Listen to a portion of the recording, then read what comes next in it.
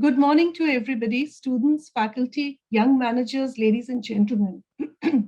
Welcome to the first ever National Shaping Young Minds program, which is being held virtually for the very first time.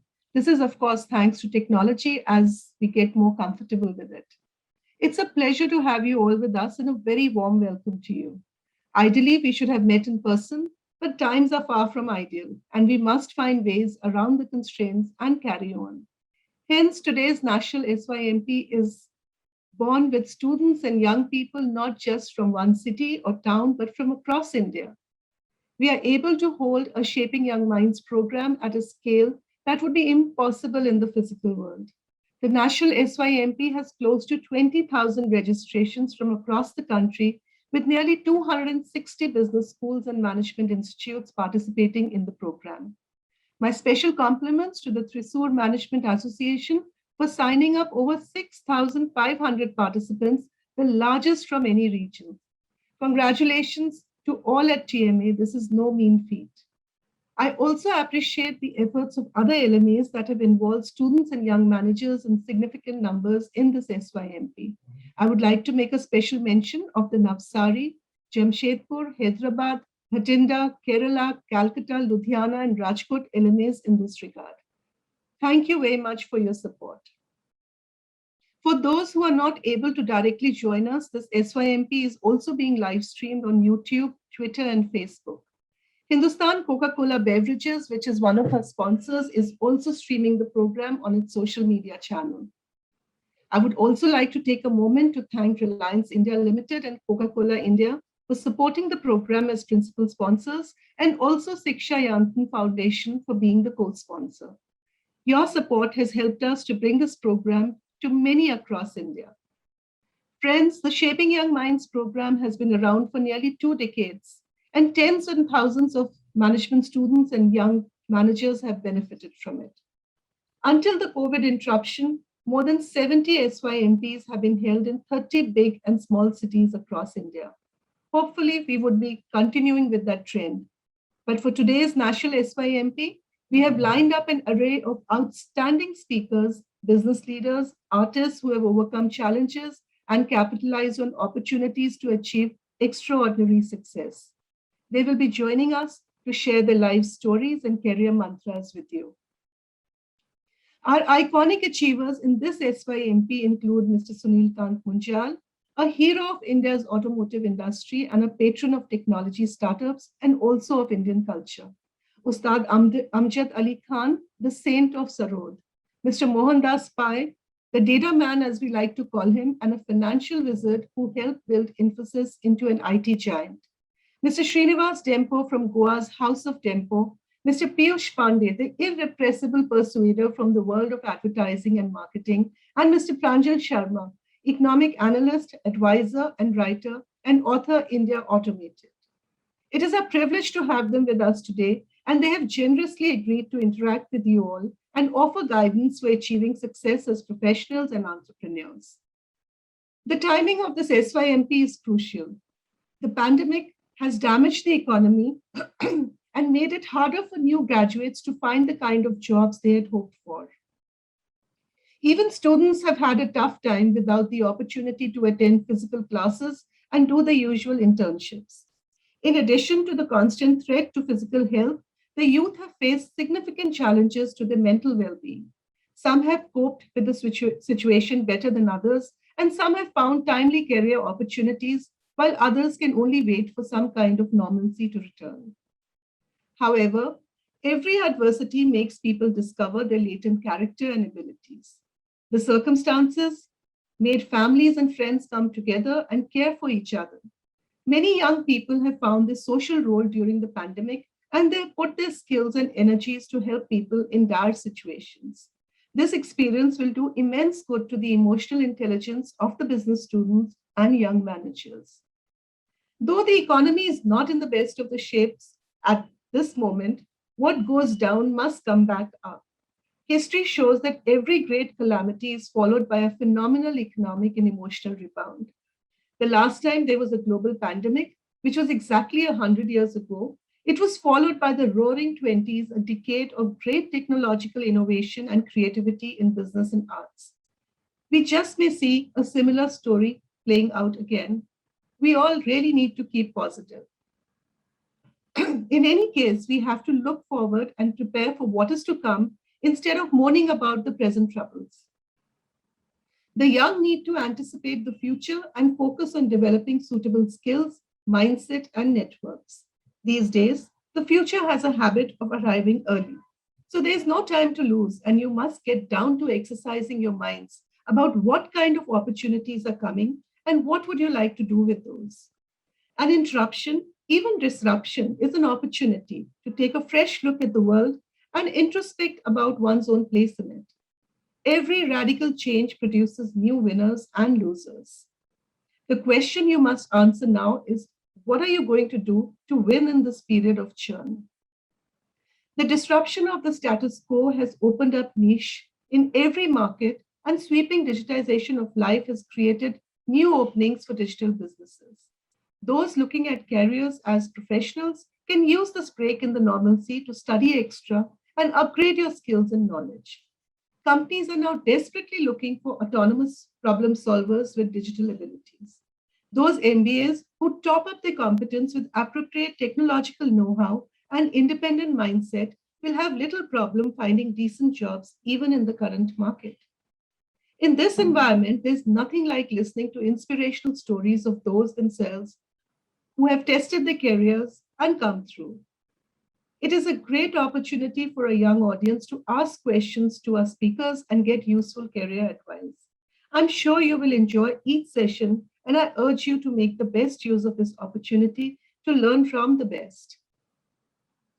We begin today's program with a conversation with Mr. Sunil Munjal, Chairman, Hero Enterprise. I think we are still waiting for Mr. Munjal to join us, but a little bit about him. His father and uncle built the Hero Group from scratch, overcoming severe challenges. Their struggles and successes are relevant even to the aspiring startup founders. He himself has been an entrepreneur within the family business and is supporting many startups in building their businesses. I'm sure his advice will do a world of good to the young people aspiring to be business leaders. My grateful thanks to him for agreeing to join us, and I look forward to saying hello to him very soon as he comes on board. I'm delighted to welcome Pranjal Sharma, who, apart from being an eminent economic commentator and author of bestsellers on India's technology revolution, is also a good friend. Pranjal, thank you so much for joining us, and thank you for agreeing to moderate this session with Mr. Munjal. Thank you, Rekha, and once again, thanks to everybody at AIMA for inviting me. I look forward to talking to the young minds and becoming younger as well, hopefully. So while we wait for Mr. Munjal, Pranjal, why don't I ask you a few questions just to kick it off? Sure. So tell me something. Why did you leave a great job at a television station and take this rather, risky, as you would call it, step to be on your own, become an economic commentator, write books? So, Rekha, I think all of us need to reinvent ourselves periodically. And I think I would really have this message. And I know that you have done it in your career in different phases that you were in CII and in AIMA and as a board member. So this is especially important for, for the young professionals and the students to understand as well. And while, people like you and me did it maybe 10, 20 years ago, I think for a lot of the younger folks, the challenge is to reinvent themselves on a smaller time cycle, maybe every 5 years. I think that I'm in my third career right now. My first career was in print. And then I felt that, print had sort of plateaued. TV was rising, so I shifted to television. And when I started television, even though I had worked for more than 10 years, when I started in television, I treated myself like an intern. I'm a trainee, I'm an intern, I'm starting everything anew. And that helped in keeping myself, mentally alive and kept that learning process on. And when the TV learning curve came to a level where I thought that I had done enough, I could have continued. It's like a plane takes off, reaches a certain height and then cruises at that level. I felt that I didn't want to cruise at that level anymore, and I thought it's time to it's a these are common phrases of self disruption and creating problems for yourself. So I just decided that it's a good idea to try something new. And the last 10 years since I left television as a full time role, I discovered that there's so many things that you can do as well, and this has included writing books. I've been an advisor with the government. I'm serving on a couple of boards. I also, work at international advisory. I'm helping some companies understand global markets. But what I've learned, Rekha, and as I'm sure it applies to you as well, that everything that we learn, we end up applying that to our next role. So I'm sure that the international initiatives that you took at CII have helped you tremendously at AIMA in your current role. So I think that we need to keep reinventing ourselves. Otherwise, we will get stuck in a rut, which will ultimately not make us feel comfortable about us. I'm sure you went through the same cycle. Yeah, you're absolutely right, Pranjal. I mean, when I finished my role at CII, I thought it would be more of the same, but it wasn't. It was like joining a completely new organization and reinventing the organization. And I realized that for the last 13 years that I've been here, it's not just me who has been reinventing myself, but it has become very necessary to reinvent the organization and look at new. I keep telling my colleagues that any product has a shelf life, and that includes our events, that includes any course that we might be offering to the students. So we have been reinventing ourselves consistently for the last many years. In fact, if you look at the course curriculum now, which AIMA offers apart from the PGDM, which is of course approved by AICTE, we are offering a whole lot of new age courses in digital marketing, in AI, in big data, because we need to listen to what the market says to us. We need to listen to what the industry says to us. And it's been a constant journey of reinvention. So I absolutely empathize with you on reinventing and re-innovating yourself and the organization that you're working with. So So if you Rekha, had, there yeah, is there is there is an example I use very often sometimes when I have to lecture students and other professionals, is that look at our mobile phones, right? Today, every 6 months, a mobile phone gets an update and an upgrade, right? The software updates itself. While the physical device remains the same, the software and the apps completely change, right? New features are added, they become more relevant. But look at us as humans, the most smartest species on earth in some ways. We feel that the degree that we earned 10 years ago, 20 years ago, 5 years ago is going to be relevant for us for the next 30 years. Now, yeah. how can that happen? So, if a simple device is upgrading itself, why shouldn't we also update ourselves? And this is especially true because you know about my book and you referred to it, India Automated. It's about the rise of automation in India. Now, what is happening is that a lot of the mundane tasks are getting automated. Clerical work is getting automated. Even coding is getting automated. A lot of management, accounting is getting automated. Now, if you are only good at doing debit and credit on an Excel sheet, then you are not going to be relevant to an employer anymore. If you are only good at writing contracts which are template based as a lawyer, you are not going to be good anymore. As a consumer, you can download a template for a letter or a legal contract and immediately sign it. But if you do not change yourself and say, look, writing a contract is not going to be relevant, but thinking of completely new ways to bring legal structures is going to be more important, then do it. If you look at the accounting practices, even if those who are studying CA, who are chartered accountants, they should understand that today data science is a very important part of financial management. All the e-commerce companies, for example, when they look at their profit and losses, they just don't look at this. They new terms like a gross market value are coming up, right? New entities and vehicles like SPACs are coming in. Now, when we have situations like that, if we don't reinvent and don't learn again and again and again, I think we will lose our relevance. So I think it's important for all young minds, and young mind doesn't mean a person who's old, who's necessarily, chronologically young. An older person can also have a young mind, in my view, and that's the sign of a young mind.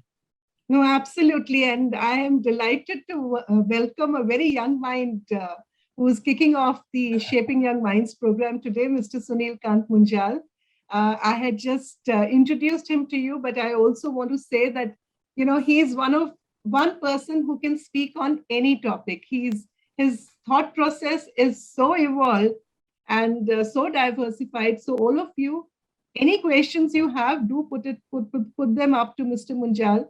He has not just been a mentor to AIMA, but he has also been a mentor to me.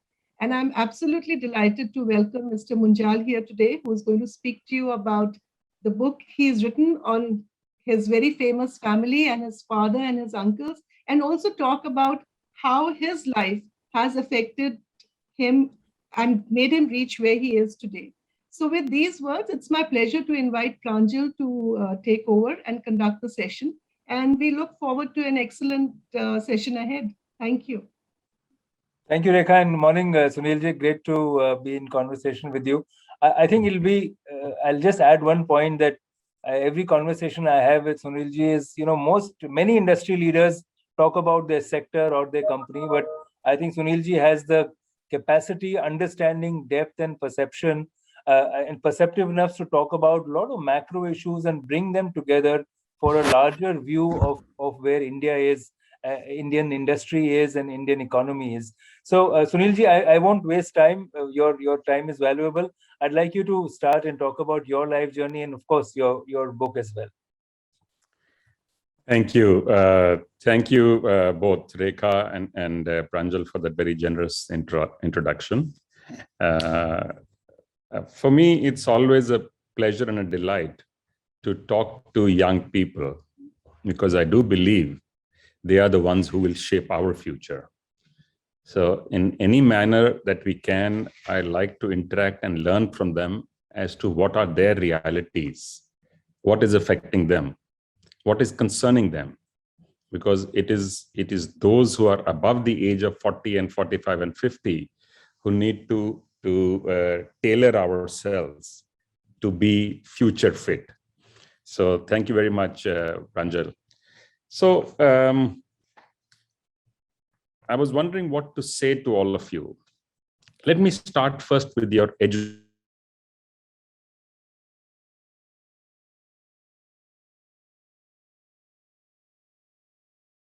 of business management. And if that is the case, I have a message for all of you. It is important and critical that the teaching of business is done in an experiential and a practical and a realistic manner.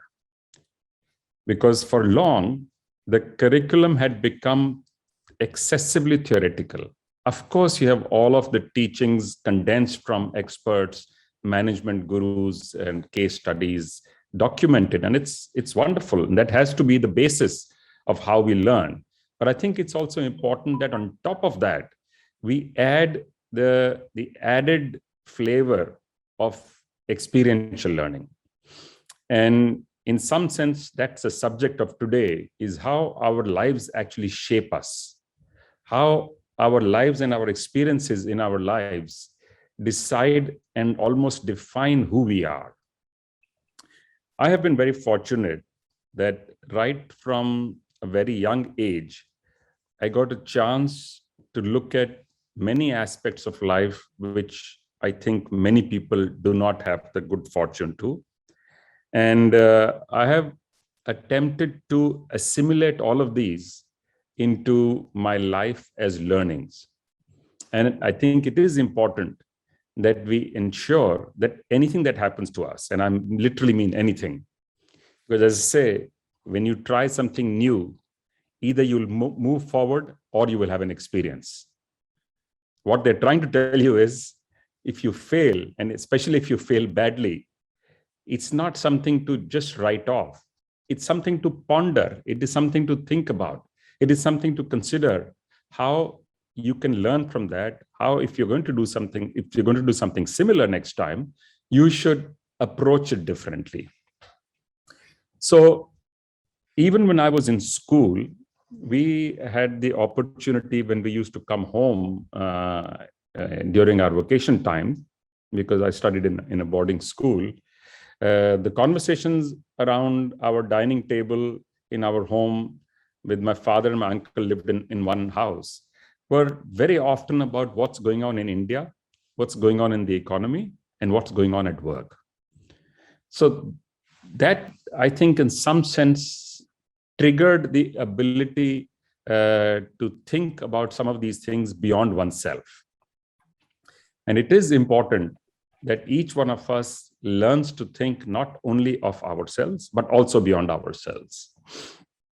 And I think, but I've often wondered how and why, but I think that's probably where it got triggered.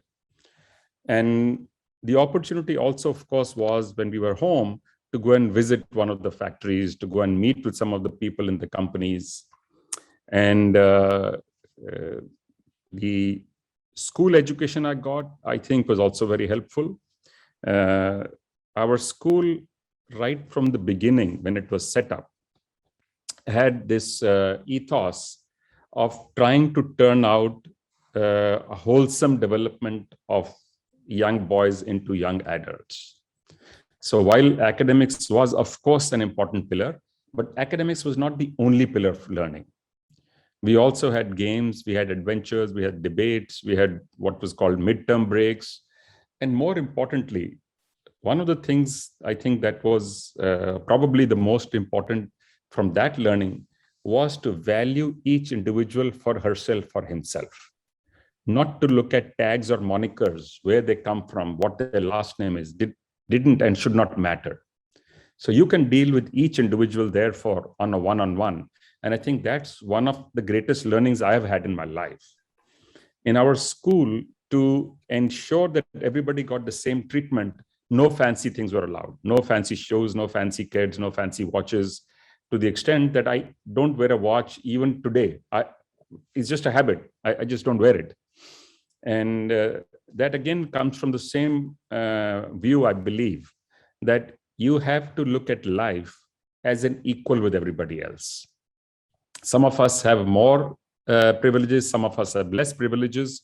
Regardless of that, it is important that we look at this with a balanced view. And I have found that very, very useful and beneficial for myself. Early on after that, after finishing school and college, when I came back, the family had an interesting system. Instead of allowing anyone to run a company or a business, you had to intern and train with others. And for me, again, that was probably the second greatest learning that I had in my life, was the ability to work with wonderful senior professionals and to learn from them, starting literally from the shop floor first, on the factory floors, working on machine, working with helpers, to see how their day goes. So you had to do the same to get an understanding of what's going on inside the companies. Of course, there are tens of thousands of interesting incidents, but because we have limited time, I will relate one of the instances or experiences to you, which talks about why integrity matters. We had this elderly gentleman who used to look after the accounts in Hero Cycles, and for some time I trained directly under him. He used to have 2 pens in his shirt pocket, and he used to carry 2 pads with him. His name was Bhagatji, incidentally. So I asked him, Bhagatji, why do you carry 2 pens and 2 pads? He said, look, I have to be fair to my job and my owners. So this is a pad and this is the pen that they have given me. But if I think of something which is my own, my personal work, I cannot use that pen to write my personal work with their pen. So that second pen was a pen and a pad that he had bought himself, and he would use for anything which was not directly to do with the business. So that extreme sense of balance, that extreme sense of integrity and honesty, and getting exposure to that at a young age, I think was also very, very beneficial. And that stayed with me, is that whenever you do something, remember that governance actually matters. Things like corporate governance, etc., have started to be talked about now, but these are not new practices. None of them are new practices. Since Rekha mentioned the book that I wrote, it's called The Making of Hero. And the book is about my father and his brothers and how they built the family, the business, what they did and what was going on around them at that point in time in India, in the economy and in the world. So there are many such incidents related in there. And this is what I have mentioned in the book as well, that this company in some sense created a revolution of some kinds, because these were not common practices in those days. Creating just-in-time management. Since you're all management students, you would know what JIT is. Hero Cycles was practicing JIT without knowing it was called JIT long before the Japanese made it popular worldwide. And this came from sheer common sense, by the way. It did not come from any grand plan or any consulting firm sitting and writing a business plan. It started because the family who were refugees at the time of independence moved around and then finally settled down in Ludhiana to make first trade in bicycle parts, then to make bicycle parts, and then finally in 1956 to start making complete bicycles. When they did start that, they found pretty soon that you could not make as many bicycles as you could sell, because they already had selling experience. They had been trading in components and for a while. They knew the trade, they knew the dealers around the country. They had built a relationship with many, many of them. And because what had happened in British time was that all the value addition, even in industry like bicycles, was taken away from here into the UK. So the big brands like Dunlop, Raleigh, and the others would make components in England, and they would supply them through agency houses in India. So even things like tires, rims, hubs, freewheels, pedals for bicycles were imported. So my father and his brothers felt this is not right. If we want to make bicycles, we should be free to make as many as we want. So they started a system of setting up ancillary companies, a couple of them in the family, because the family did not have a lot of money. They spoke to other friends that they knew to ask them if they would like to start a new business. And they said, we will help you in designing the plant, designing the equipment, picking what component to make. But there are two things we will not do for you. We will not run the business for you, and we will not fund the business for you. Therefore, you have to be responsible and efficient yourself. And by the way, only send us as much as we need every day. We don't want to keep anything extra because we want to make sure we are paying you on time. So it was quite famous in those days in Ludhiana that anybody who's supplying to Hero Cycles can write a check of their own to somebody else, because their payment for sure will come on Saturday. That was the day when payments used to get made. So building a culture of reliability, where people can trust on you, have faith in you, and being fair to all concerned.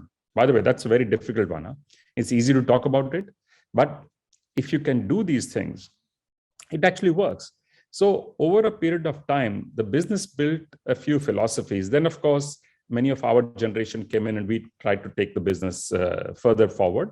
And we brought in more knowledge in terms of networks, more technologies, newer systems. I remember in the early days when I got involved, I was wondering, what can I do in a company which is already large and running well? So then I looked at the system and I said, this is one place I can start.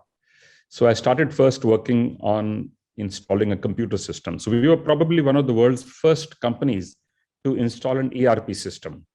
We actually custom made a system ourselves, and we completely failed because people would not adopt it. You know, as you I'm sure know, adapting a new software system is as essential as designing one. In fact, that's the key of running it successfully. And it was obviously disappointing, but I started to wonder, what is it that we did wrong? We then went out and got a package. Actually, we used one of the top in the world, ERP packages. And while the system was being customized, we started talking to all the older people, and I don't mean only old in age, older in experience, to try and get them to use the new technology. We put games in the cafeteria and canteens in the company, just to take the fear away of machines. And you must remember, this was a time when it was very, very uncommon for any company, much less a bicycle company in a what was then not a large city, a small town in Punjab, to install computers. And it was fascinating how gradually people got used to it. And then when the implementation was being done, we said, you have to implement. So the ownership of implementation by each of the department turned that into one of the more successful ERP implementations anywhere. And I considered this my success the day Bhagatji, the gentleman I mentioned to you with the 2 pens, the day he started using the computer, I said, now we are successful. Now it will work. Because this was a gentleman who used to come wearing a kurta and a pajama to work, by the way. So he was completely what you call old school. And the beauty of the system that we established then was that we will continuously upgrade our systems, process, and technologies. But we will not do that by firing old people and hiring all new people. So a constant system of upgrading, skilling, and training started off in the company. And I think that to a large extent had a lot to do with the commitment that people had to the company. The company itself is run like one large family. If you go around any of our companies, you will hear this word many, many times, that this is a large family. It's not only people in the company, but also our supply and also dealers and distributor. All of this is many thousands of individuals, as you can imagine. Actually, it's many hundreds of thousands of individuals. And the culture was started by our elder generation. We chose to strengthen it even further while bringing in things like new process and technology. We said we will not try and change what is not broken. In fact, it's working exceedingly well. So the philosophical underpinnings of the organization, which were early just casually expressed or just practiced, we then documented, because as companies got larger, it was difficult for any one person in the management or on the boards to be directly interacting with all the teams. So this became a method of selecting people. When we hired somebody, we would run a check to see how she or he was aligned to this kind of work environment. And if they were, then other kind of checks or their skills and technical aptitude was done. So attitude became a very important part of what we were acquiring when we were acquiring new people, with the result that our attrition was near zero in the companies. Most people who would join there would actually retire from there.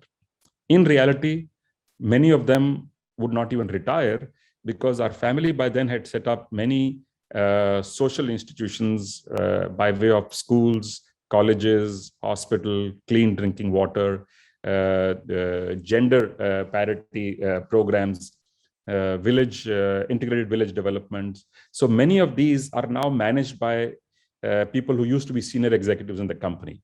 So the not-for-profit started being run in a completely professional manner, like large companies.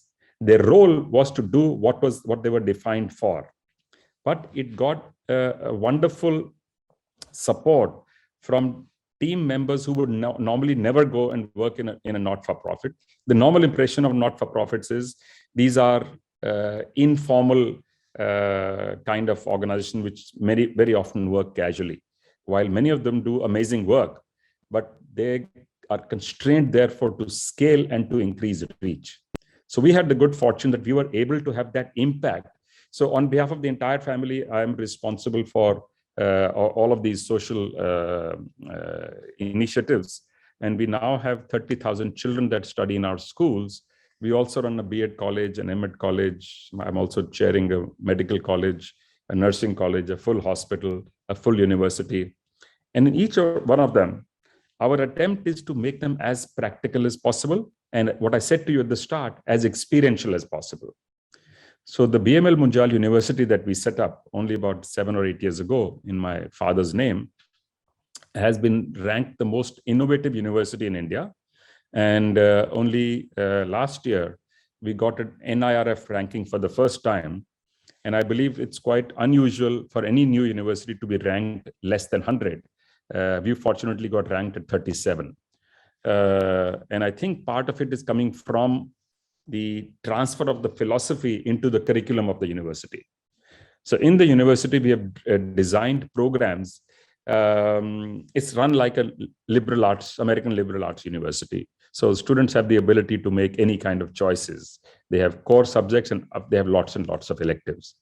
Pranjal, you can tell me when I need to stop. And if you have questions or comments, I'll be happy to take them.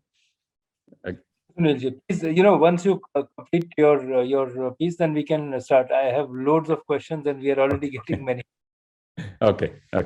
So what we did was, we said amongst the electives, we will make 5 of the electives compulsory for everyone.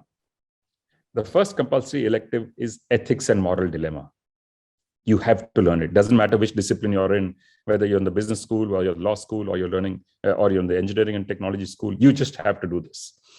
The second compulsory elective is cross-disciplinary learning. Even if you want to be an engineer, you have to earn credits in liberal arts. You can take sociology or history or whatever you choose from the options available, but you have to earn it. The next is physically doing social work. You have to earn a full credit on doing social work, not just by writing a business plan or writing out a check, which is frankly easier than working, but to actually go and do work to understand how those who are less privileged, what they go through. So to have better empathy, better understanding, and of course, sympathy. The next compulsory credit is on design thinking. Increasingly worldwide, this is a concept that's gaining lots and lots of currency. Is that when you approach anything in life, and it doesn't have to be only at work, only in education, it's also with your family, with your friends, how you approach it makes a very big difference in how successful or otherwise the outcome will be from what you had imagined it should be. And so on and so forth. So we've done this and it's a very experiential. Everything that is, a lot of the teaching is not in the classrooms. It is done with actual practice, and the classrooms are increasingly now more and more being used for conferences, conclaves, discussions, debates, rather than only for giving curriculum, because you can download it nowadays. All of you know you are much quicker, much better, much faster than all of us in being able to access information and knowledge due to technology. So I have attempted myself to keep my mind open all the time, to understand that none of us has a monopoly on good ideas. That if you keep your mind open, you never know what you will learn and from whom you will learn.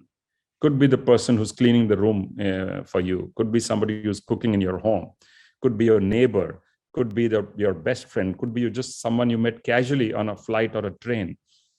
So I find that is absolutely fascinating, how when you meet anybody new, that you can come up and come back with impressions you never imagined, because we tend to prejudge when we look at people. So if you avoid prejudging, life has an amazing way of surprising you with wonderful, wonderful opportunities. So I'm going to stop here, and Pranjal, I'm happy to take any comments, questions. As you know, otherwise I could carry on if you like for a few hours, but both you and I have a constraint of time on this one. Thank you, Sunilji. Very inspirational, and I think I would urge all the participants to get a copy of the book and read it to understand it. And Sunilji, you may know, but in my early days of my career, I had the privilege of meeting Brijmohan Lalji as a young reporter, and before meeting him, my seniors told me something very interesting about him. He said that he's one of the few industry leaders in the country and perhaps the world who has an extremely huge personal connect. And the legend was that he knew all the distributors by name. He knew about their families, who took care of their families beyond, I mean, at a personal level, not just as at the corporate level. And it was said that the success of the foundation, while of course management principles and processes and technology, ERP that you mentioned were important, but he said the real front force and the sales force is the people who feel that they are really part of the family, and you alluded to that. And this brings me to the question that, when you look at scaling up of a business enterprise, or any enterprise for that matter, what is important today, despite all the technology, is certain fundamental values and management approaches. And the lessons I will count from what you said are one is, of course, valuing individuals, having a personal connect with them, focusing on integrity, and going beyond ourselves. I think, and finally, the point which binds all this together is curiosity. The fact that you want to learn more about everything which is going on from almost everybody in everyday occurrences. So my question to you is that despite all the changes and knowledge that we have, it appears to me that the fundamentals of leadership remain the same century after century, and they will still be valid for another 1,000 years. You're absolutely right, Pranjal. First, thank you. And you're right about my father. He was a complete people's person, and everybody who met him came away with the similar feeling. So what is leadership actually? Leadership is just somebody who has the ability to inspire, to not tell people to do something, but to show them by doing it themselves. So if there is a risk, the leader is willing to take the risk herself or himself before putting others at risk. A leader is somebody who has empathy for those around them. And again, and I want to reiterate the point I made, in which you just said, that around us things will change. New technologies will come all the time, and we've seen the pace at which technology changes. Processes will change, but the very core of who we are does not change. The very core of how we behave cannot change. The very core of how success is measured amongst leadership is actually always the same, which is also why they say any education that we get, any learning that we get, must be careful not to have a unitary focus. Because in life, no problem comes at you with just one issue being faced. You have to look at anything on a 360 degrees angle, and the leaders have to have the ability to do that. So to summarize, leadership is an ephemeral quality which some people get naturally, but it is learnable. Many people in the world have done it. You can train yourself to become a leader, but you do need to ensure that you have the ability to listen, the ability to learn, and then to apply and deploy. And if you can do that, people tend naturally then to follow somebody who does this in right earnest. This is leadership today is very different from what it was earlier, Sunilji. Earlier, it was thought that unless you put 20 years, 25 years, or 3 decades, you cannot be considered a business leader or leader in any field or domain that you may be in. But today, we see that the vibrancy of the startup ecosystem, a lot of young folks are ready to take on roles of leadership. What would be your advice to them? Because they may not have enough experience, but they definitely have a lot of passion and energy. Now, what is the best way to bring the gap of experience and connect it to the passion and energy that young leaders today do? Because after 5 years of work in a professional capacity, many people feel that they can start their own company, and we've seen that as well. So what would your advice be? So you're right, and incidentally, as you're probably aware, I deal with many of them personally. We used to invest in early startups, which we don't do now, but we have many of them in our portfolio.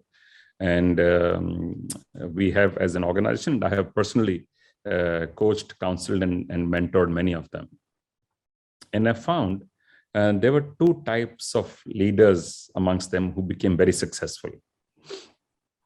One were those who were of the kind I mentioned earlier, who were listening all the time, constantly doing things and also learning and listening. The other was those who said, I'm going to do the way I want to do this. I already know what's the right way to do it. And when they tumbled, and they did tumble in many cases, they did not just collapse. They got up and said, oh, by the way, I have made a mistake. So eventually it kind of came back to the learning ability. So my advice to many of the young entrepreneurs, and we have seen an amazing world of young entrepreneurs, and it's young and not so young, because the startups now are being set up by executives who had 20, 30, 35 years of experience as well. I know of a startup which was set up by somebody who retired 5 years ago. And while we are only looking and focusing at tech-enabled and e-commerce-enabled startups are coming up of all kinds. And I think it is important that in all of them, this ability to accept mistakes and failures, because please do remember, especially in the tech world, it's only a very small handful which become super successful, a small but a little bit larger number of them that become successful. The majority of them are still failing. They just blow up. So the ability to not give up is one absolutely important, critical facet, and to not turn bitter when something doesn't work. I think that's an important one, because then you start seeing everything negatively around you. If you're in California and you go for funding and you had 2 or 3 failures, you're guaranteed to get funding. I've quoted this on 2 or 3 other occasions. But if you're a first timer, you're a newbie at a startup, you may or may not get funding, because they recognize that failure is an amazing teacher. In California, they do not only recognize it, they actually celebrate failure. And that's one culture change I have been saying that we need to make amongst us as a society, to not to give a permanent black mark to anybody who has one failure one time, whether organization or an individual. So other than that, I think to listen, to hurry slowly. I think that's an important one. And hurry slowly is a bit of an oxymoron, is that they should be at a pace, but they should always be thoughtful. What they're doing should be thought through, should be planned, but execution should be quick, because planning has been done. And if it doesn't work well, pivoting should be even quicker. They should be willing to make changes. Sunilji, this gives me the occasion to ask a question which has been on top of my mind, and it's based on very recent events. I know that you have been very passionate in your career on encouraging not just young talent, but talent out of India. And Serendipity Art Festival is one such example which you've been consistently supporting, and you've raised it to a whole new level. But I'm linking that to a recent performance in Olympics and the current Paralympics which are going on. It's fascinating for me. In my entire career of 30 plus years, I have not seen an occasion where a silver medalist cries for not getting gold. People are just happy. There was a time, I remember, when sportsmen were just happy to be part of the Olympic delegation, forget about getting a medal. That was the aim, objective, and achievement that they felt they had arrived. But today we see this huge self-confidence in India in different domains. You've already referred to startups, where not just younger people, as you said, even a retired person can have the confidence of saying, I'm going to start a new venture. To the sports field, what is changing in India? What is happening which is giving this huge sense of confidence, positivity in all of us in so many different sectors and fields? So there are many dimensions to a response to this, but I'll just talk about a couple of them. One, I think it was a delightful outcome that when getting a silver medal, the individual is not happy. Not happy is not the right word, but is not fully satisfied. That demonstrates the drive to do better and better and better all the time, to aim literally and only for the top. I thought that was a wonderful signal in a sense where India has come. And while the final outcome, to my mind, was still disappointing, but it is a lot better than we have been doing. So the trend line is very encouraging. But you're right that India and Indians have started to look at themselves as potential leaders in any and every field across the board. Indians have always done well. If you see Indians living in US, Canada, Germany, UK, literally across the world, in every profession, doctors, scientists, technologists, professional managers, lawyers, literally in any and every field, amongst the leaders, you will find them. Many of them CEOs running very large companies are Indians. But for some reason, we had this feeling that in India, it can only be so. Part of it was a legacy left behind after the British left, because 250 years of hollowing out the entire cultural landscape, your economic machinery, all of it actually got evacuated from here to England or got dismantled. We took a while to realize that nobody else is going to build it for us. We have to build it. So I'm finding that sense of self-confidence now in lots and lots of people. And you're right, it's not only amongst young people, by the way. And Serendipity Arts was set up with that very philosophy. From day one, we said we are going to be the biggest and the best. And in 3 to 4 years, we became one of the largest interdisciplinary arts festivals in the world. And now many of the top global institutions around the world tell us it's not just large, that what you do is also amongst the best in terms of quality, curation, research, and presentation. Of course, it is doable, by the way. There is nothing missing in our abilities, capabilities. It is the attitude that you need to tweak. All the other resources are available. We have to figure out how to make the best of resources available to us, not just talk about what is not available here. For too long, we focus on negative. We are so far behind because we can't do this. How about doing something with what we have? And I think that's what we've started to do. And that for me is an amazing, encouraging turn as a nation and as a people. But I still want us to focus on one more thing, on being responsible and being sustainable, because that's one thing we have to figure out leadership in. The entire world has suffered because of the economic and the developmental model we followed. Air quality, water quality, general deforestation. There are too many things on the planet that we have damaged, some beyond repair. That we as a nation, which is rapidly developing our economy now, we have more young people than any other country in the world. We have more brain power than literally any other country in the world. Therefore, the opportunity staring us is enormous. So if we do it right, we do it responsibility, we will take care of the one planet that we have. Normally people say, make a plan, then make a backup plan and a backup to the backup. We have only one planet. We don't have any backup right now until maybe some of our friends open up Mars and a few other places. That's very well said, Sunilji. We have less than 5 minutes left. I think maybe I'll request you to answer 2 questions, and which I have received. One is from Ajit and one is from Abhinav, and they sort of come together very well. One is about what should be the values for succeeding for young people, especially in the world of technology, where sometimes technology, the focus on technology makes you neglect fundamental values which you referred to earlier. So what can success be built on, technology or values, or can we combine the two? So frankly, I feel like not replying because I already have replied to this question, because I don't think there's any conflict, by the way, at all in what you're saying. Technology is only an enabler and a tool.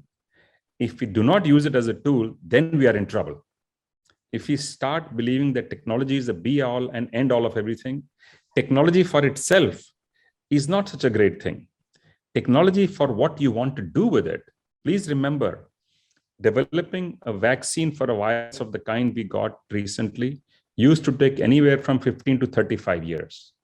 It happened in 1 year because we were able to use massive data computing, artificial intelligence, machine learning, put in the logarithms for the genomics of the virus, and thereby develop a vaccine within a year, which was impossible to imagine.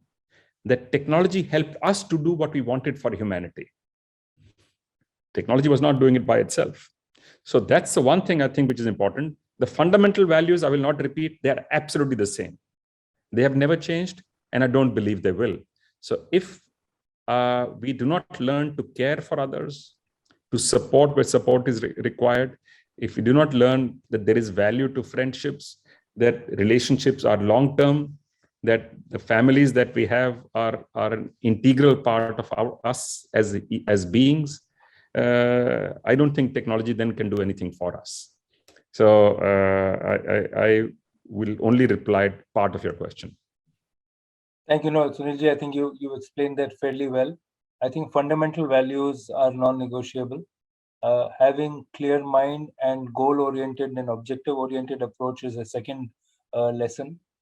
Learning from others, being humble and understanding the value of other humans is another very important lesson from what you've shared with us. And in the end, it is the confidence that you have in believing in yourself and doing it in a way, as you said, make haste slowly. But that's something which comes if you have that confidence and you're willing to put in the long hours and effort required in a structured, methodical manner. There is, of course, no shortcut, as your life story and the hero story has shown us. So with that, I'd like to thank you so much for joining us and sharing your views. I'd like to thank and bring in Rekha and hand it over to Rekha now. Thank you.